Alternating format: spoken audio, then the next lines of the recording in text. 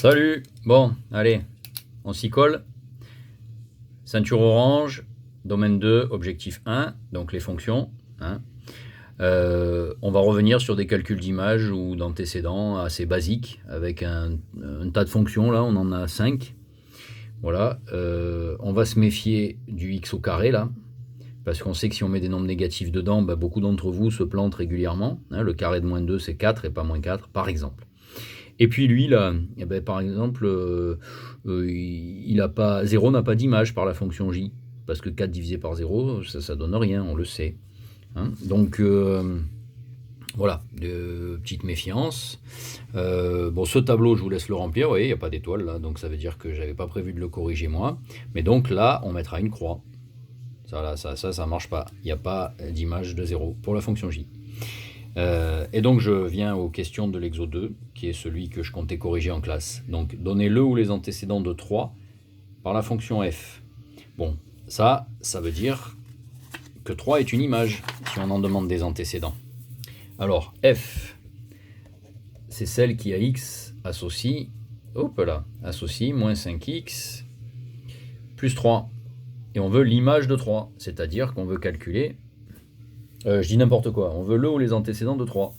Donc on veut que f de x soit égal à 3, c'est-à-dire moins 5x plus 3 égale à 3. Bon, alors nous allons transposer, c'est-à-dire retirer 3 des deux côtés, et ça nous donne moins 5x égale 3 moins 3, 0.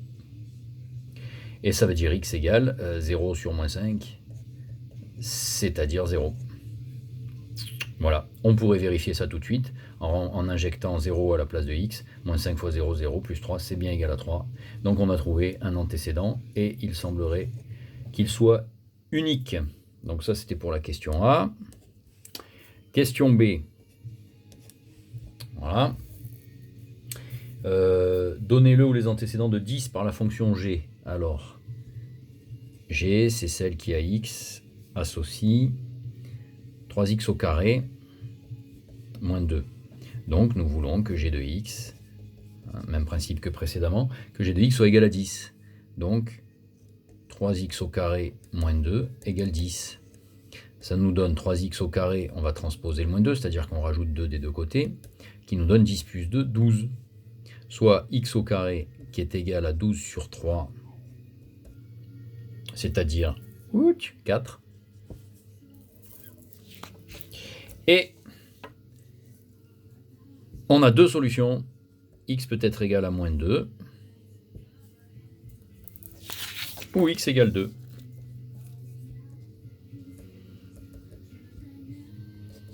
Donc deux antécédents de 10 par la fonction g. Ça va? Tu suis? Alors, question C. Donnez-le les antécédents de 2 par la fonction h. Alors h, c'est quoi? D'accord, c'est celle qui à x associe 1 plus x sur 2. Antécédent de qui? De 2.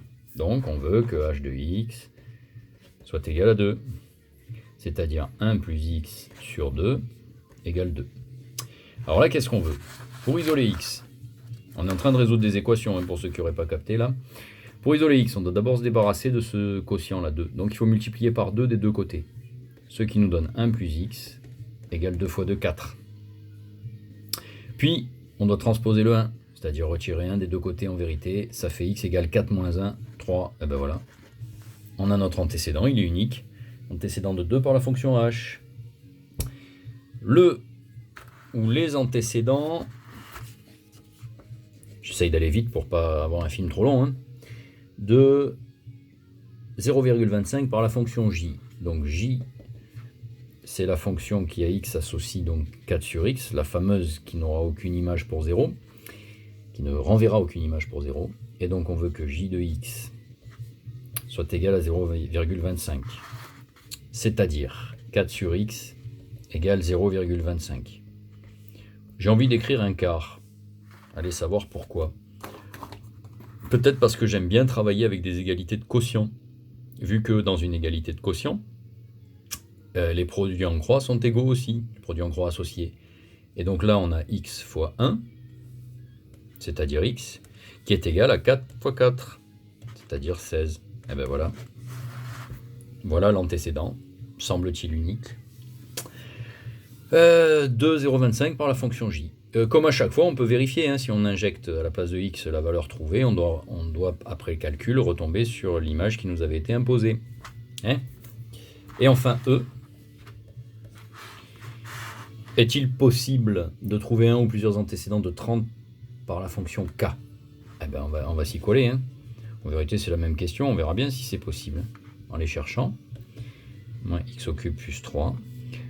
Et on veut que k de x soit égal à 30. C'est-à-dire moins x au cube plus 3 égale 30. Oh là là, c'est chaud là, c'est chaud, c'est chaud. Alors on transpose, moins x au cube, c'est égal à 30 moins 3, c'est-à-dire 27. Ce qui signifie que x au cube est égal à moins 27, en multipliant par moins 1 des deux côtés. Est égal à moins 27. Ok, ça veut dire que ça va être un nombre négatif, parce que multiplié par lui-même 3 fois, il renverra un résultat négatif. Donc x est égal à moins. Et puis ben, j'ai l'impression que le nombre qui au cube peut donner 27, c'est 3. Parce que 3 fois 3, 9, fois 3, 27.